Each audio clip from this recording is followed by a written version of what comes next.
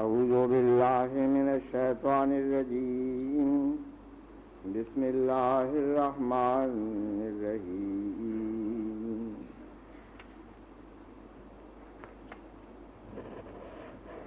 قد أفلح المؤمنون والذين هم لأماناتهم وعهدهم راعون والذين هم على صلواتهم يحافظون والذين هم على صلواتهم يحافظون أولئك هم الوارثون الذين يرثون الفردوس هم فيها خالدون اللهم صل على محمد وعلى محمد أفضل صلواتك وبارك وسلم إنك حميد مجيد. حدثنا احمد بن یونس قال اخبرنا زائدة عن موسى بن ابي عائشة عن عباد الله بن عبد الله بن عتبة قال دخلت على عائشة فقلت الا تحدثيني عن مرض رسول الله صلى الله عليه وسلم قالت بلى ثقل النبي صلى الله عليه وسلم فقال صلى الناس قلنا لا وهم ينتظرونك یا رسول اللہ قال ذولی مان فی المخزب قالت ففعلنا فاغتسل فذهب ليميع فأغمي عليه ثم أفاق فقال صلى الناس قلنا لا هم ينتظرونك یا رسول اللہ قال ذولی مان فی المخزب قالت ففعلنا فاغتسل ثم ذهب ليميع فأغمي عليه ثم أفاق فقال اصلى الناس قلنا لا هم ينتظرونك یا رسول اللہ قال ذولی معا في المخزب فقعد فاغتسل ثم ذهب لينوى فأغمي عليه ثم أفاق فقال اصلى الناس قلنا لا وهم ينتظرونك یا رسول اللہ والناس وقوف في المسجد ينتظرون النبي صلى الله عليه وسلم لصلاة العشاء الآخرة فارسل النبي صلى الله عليه وسلم الى ابي بكر بان يصلي بالناس فاتاه الرسول فقال ان رسول الله صلى الله عليه وسلم يامرك ان تصلي بالناس فقال ابو بكر وكان رجلا رقيقا يا عمر صل بالناس قال له عمر انت احق بذلك فصلى ابو بكر تلك الايام ثم ان النبي صلى الله عليه وسلم وجد من نفسه خفة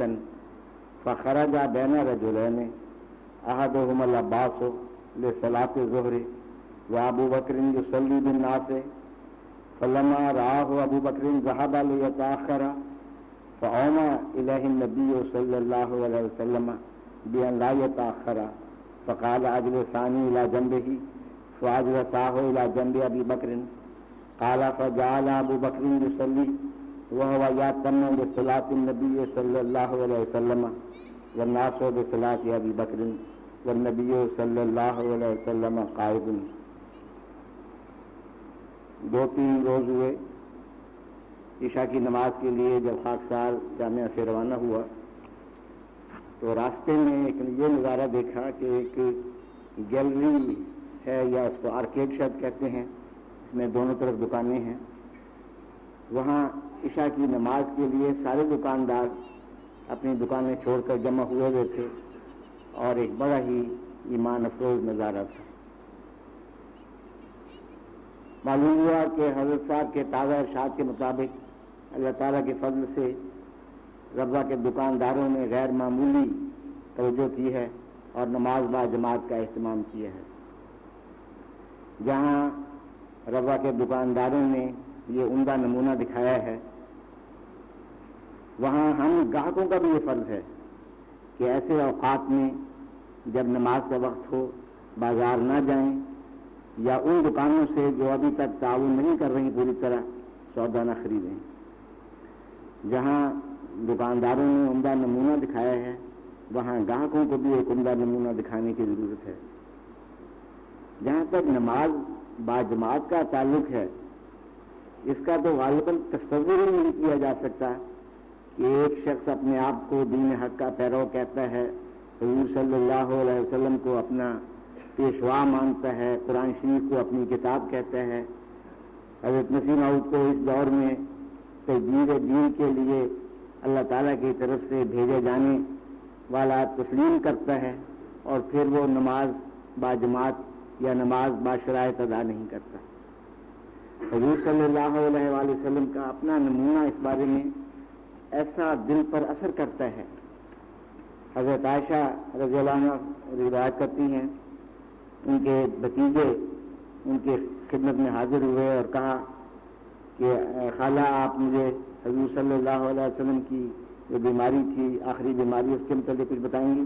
ان کا ہاں۔ کہتے ہیں حضور کی جب طبیعت بہت ہی کمزور ہو گئی اور بالکل بستر پر آ رہے، اس وقت حضور نے ایک دن پوچھا نماز لوگوں نے پڑھ لی ہے؟ تو جواب دیا گیا کہ نہیں حضور، نماز ابھی نہیں پڑھی اور آپ کا انتظار کر رہے ہیں۔ آپ نے فرمایا اچھا، طبیعت بہت زیادہ خراب تھی اور بہت تیز بخار تھا، تو آپ نے فرمایا ضروری مان فی المخزب ہے، میرے لیے ٹب میں پانی رکھ دیا جائے۔ وہ کہتے ہیں ہم نے پانی ڈالا، حضور نے غسل فرمایا، فذهب للجنوع، اور پھر غسل کر کے آپ نماز کے لیے اٹھنے لگے، فاغمی علیہ، تو بے ہوشی کی کیفیت طاری ہو گئی۔ ثم افاق، پھر ہوش آیا، فقال صلی الناس، آپ نے دریافت کیا کیا لوگوں نے نماز پڑھ لی ہے؟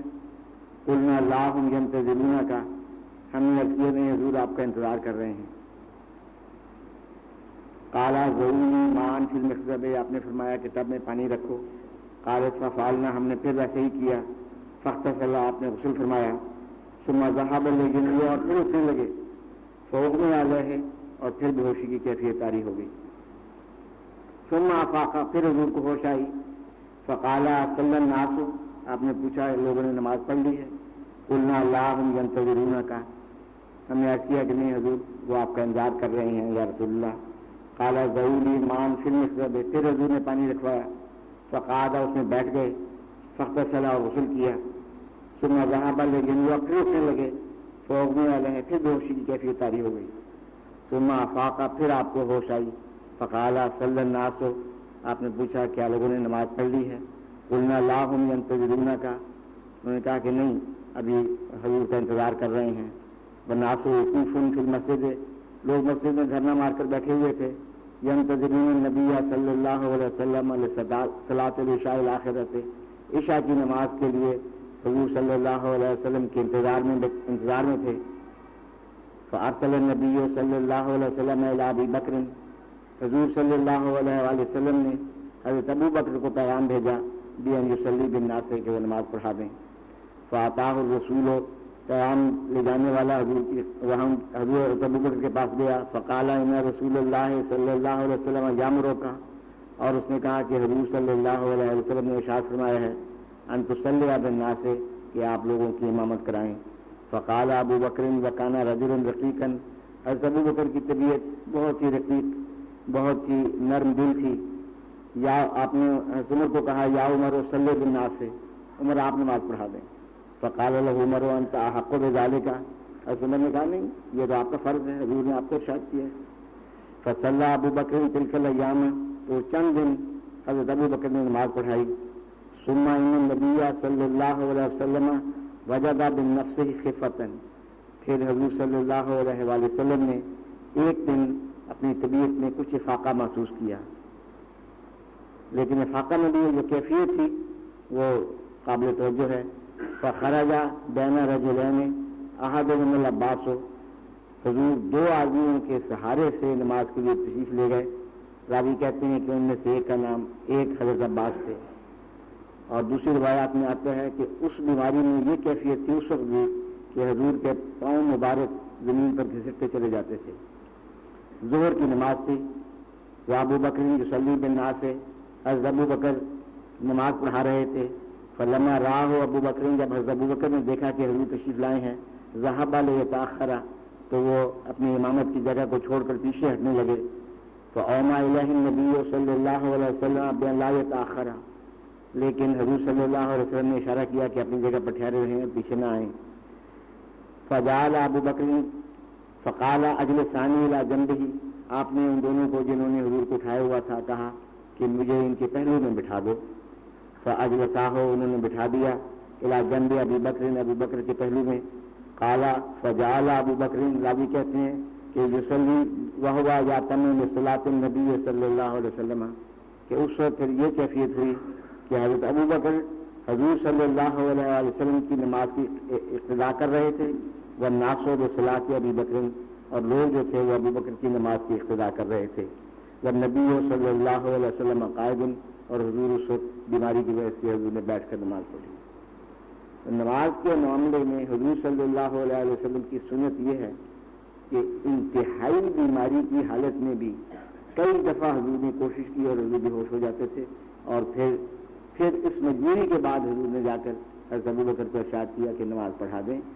اور جب بھی ذرا سی خفت بھی، ذرا سی خاکہ بھی محسوس کیا تو حضور صلی اللہ علیہ وسلم 2 آدمیوں کے سہارے سے خود نماز کے لیے تشریف لے گئے.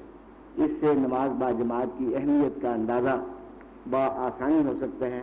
اس حدیث کو پڑھ کر ایک ایسا درد طبیعت میں پیدا ہوتا ہے کہ ہم لوگ جو بعض دفعہ نماز میں سستی کر جاتے ہیں ان کے لیے کتنا ہی تکلیف کا موقع ہے، کتنا ہی نازک موقع ہے. حضرت مسیح موعود علیہ الصلوۃ والسلام نے تو اتنا زور دیا ہے نماز پر، اس میں کشتی نور جو درسل جماعت کے ہر فرد کے لیے ایک لائحہ عمل، ایک مینول کی حیثیت رکھتی ہے.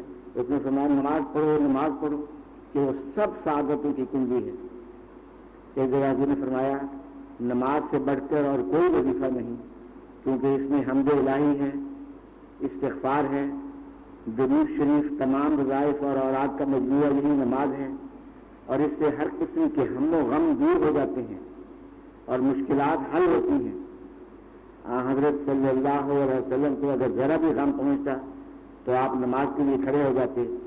اسی لیے فرمایا ہے الا بذکر اللہ تطمئن القلوب، اطمینان و سکینت قلب کے لیے نماز سے بڑھ کر اور کوئی وظیفہ نہیں. لوگوں نے قسم قسم کے ورد اور وظیفے اپنی طرف سے بنا کر لوگوں کو گمراہی میں ڈال رکھا ہے. میرے نزدیک سب وظیفوں سے بہتر وظیفہ نماز ہی ہے. نماز ہی کو سوار کر پڑھنا چاہیے اور سمجھ کر پڑھو، اور مسنون دعاؤں کے بعد اپنی زبان میں بھی دعائیں کرو. اس سے تمہیں اطمینان قلب حاصل ہوگا اور سب مشکلات خدا تعالیٰ چاہے گا تو اسی سے حل ہو جائیں گی. نماز یاد الہی کا ذریعہ ہے، اسی لیے فرمایا ہے اپنے الصلاۃ علی ذکری. ملفوظات دل سوم. اللہم صلی اللہ علیہ وسلم.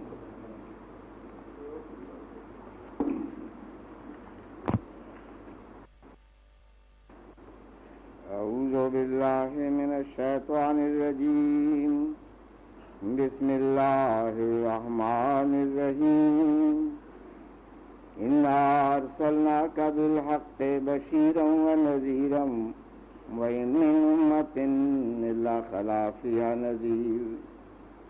اللهم صل على محمد وعلى محمد أفضل صلواتك وبارك وسلم إنك حميد مجيد.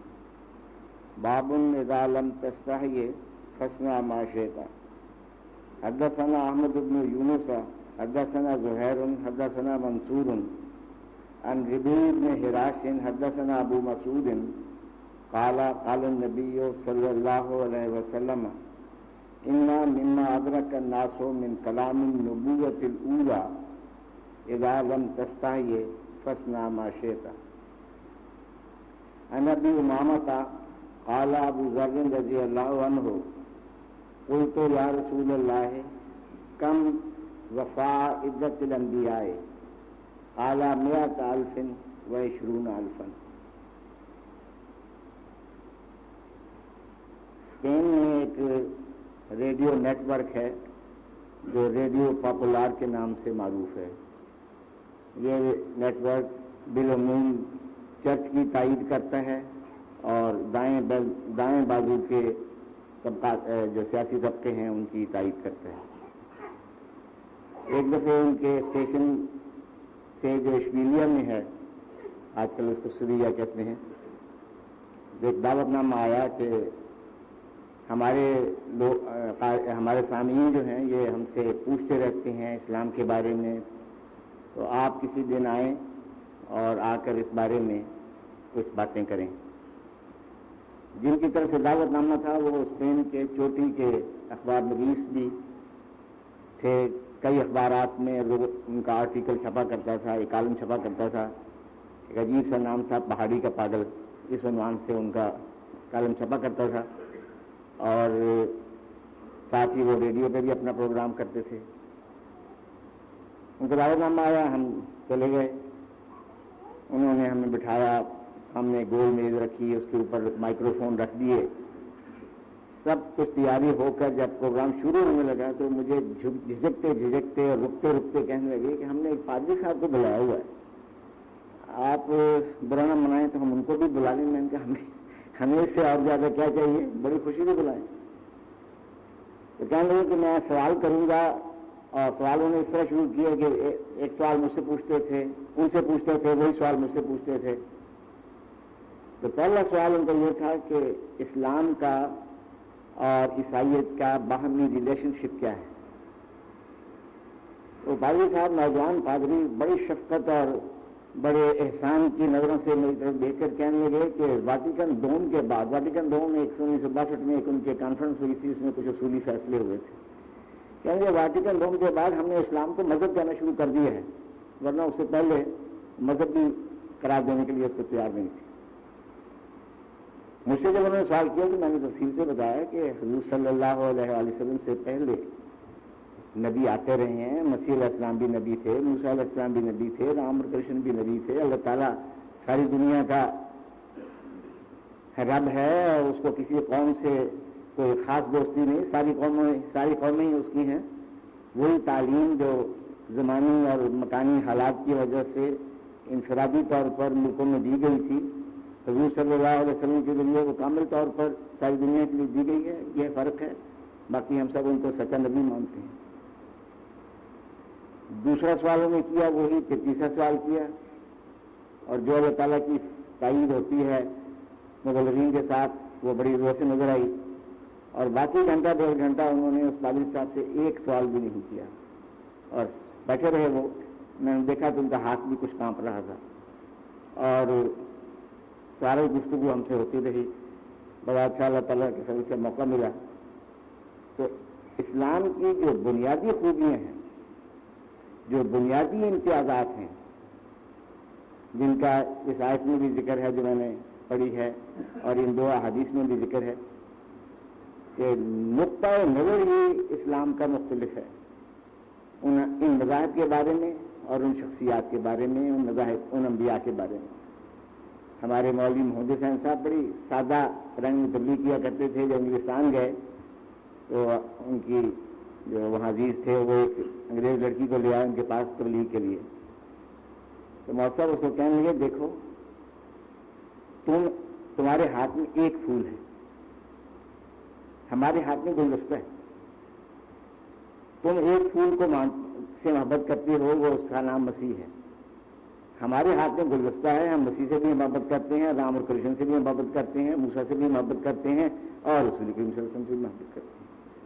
تو ایک پھول والا اچھا ہے یا ایک گلدستے والا اچھا ہے؟ تو اس مسلمانوں کا نقطہ نظر ہی مختلف ہے ان مذاہب سے, جس کا ہمیں بعض بار احساس بھی نہیں ہوتا. وہ جس نقطہ نظر سے ہمیں دیکھ رہے ہوتے ہیں وہ ایک دشمنانہ نقطہ نظر ہے. ہم جس نقطہ نظر سے ان کو دیکھ رہے ہوتے ہیں وہ ایک ایسے دوست کا نقطہ نظر ہے جو اپنے دوسرے دوست کو کسی تکلیف میں دیکھ کر یا کسی غلطی میں پڑا ہوا دیکھ کر ہمدردی کا اظہار کرتا ہے. جو 2 حدیث میں ابھی پڑھی ہیں اس میں یہی مضمون ہے. حضرت ابو ذر کہتے ہیں کہ رسول اللہ صلی اللہ علیہ وسلم سے میں نے پوچھا, یا رسول اللہ نبیوں کی تعداد کتنی ہے؟ آپ نے فرمایا 1,20,000 نبی گزر چکے. اب یہ قوم ہے جو ساری دنیا کے نبیوں کو مانتی ہے اور ساری دنیا کے لیے اس کے لیے ہمدردی ہے, اور کسی مذہب سے وہ اس وجہ نہیں لڑ سکتی کہ تمہارا نبی جو تھا وہ جھوٹا تھا. یہ تو کہہ سکتی ہے کہ تم اپنے نبی کی تعلیم کو بھول گئے ہو, لیکن یہ نہیں کہہ سکتی کہ تمہارا نبی جھوٹا تھا, جس طرح وہ ہمارے نبی کے مطابق صلی اللہ علیہ وسلم کہتے ہیں. نہ صرف حضور صلی اللہ علیہ وسلم نے تمام سابقہ انبیاء کو تسلیم کیا ہے, بلکہ اس حدیث میں جو دوسری حدیث پڑھی ہے اس میں ان کے کلام نبوت کی ایک مثال بھی دی ہے, اور بڑی لطیف مثال ہے. حضرت ابو مسعود رضی اللہ عنہ کہتے ہیں قال النبی صلی اللہ علیہ وسلم، حضور صلی اللہ علیہ وسلم نے فرمایا انا مما ادرک الناس من کلام النبوۃ الاولی، لوگوں تک جو کلام پہلی انبیاء کی نبوت کا جو ان کو الہامات ہوئے تھے، جو نبوت انہوں نے کی تھی، جو کلام نبی لوگوں میں رائج ہے، لوگوں کو تک پہنچا ہے، اس میں سے ایک فکرہ یہ بھی ہے اذا لم تستحی فاصنع ما شئت، اگر حیا کا مادہ اٹھ جائے تو پھر انسان جو مرضی کرے. جس طرح کہ آج کل کی یورپ میں جنسی بے راروی کے بارے میں ہمیں نظر آتا ہے. حیا زبردست روک ہے اس برائیوں کے راستے میں، خصوصاً ایسی برائیوں کے راستے میں جو پبلک میں ظاہر ہوتی ہیں. تو اسلام کی ایک بہت بڑی خوبی، بہت بڑا امتیاز کئی دفعہ غیر مسلموں کے سامنے اس بات کو پیش کرنے کا موقع ملا ہے کہ تم یہ بتاؤ کہ کیا خدا جو ساری دنیا کا خدا ہے، اس نے ایک ملک کے لوگوں سے بات کی، ایک زبان میں بات کی، ایک علاقے کے لوگوں سے بات کی، ایک رنگ کے لوگوں سے بات کی، اور باقی لوگوں کو اس نے اس لیے چھوڑا ہوا تھا؟ اور بڑی اثر کرتی ہے یہ بات اللہ تعالیٰ کے فضل سے. لیکن افسوس یہ ہے کہ خود مسلمان اس نقطۂ نظر کو بھول گئے ہیں.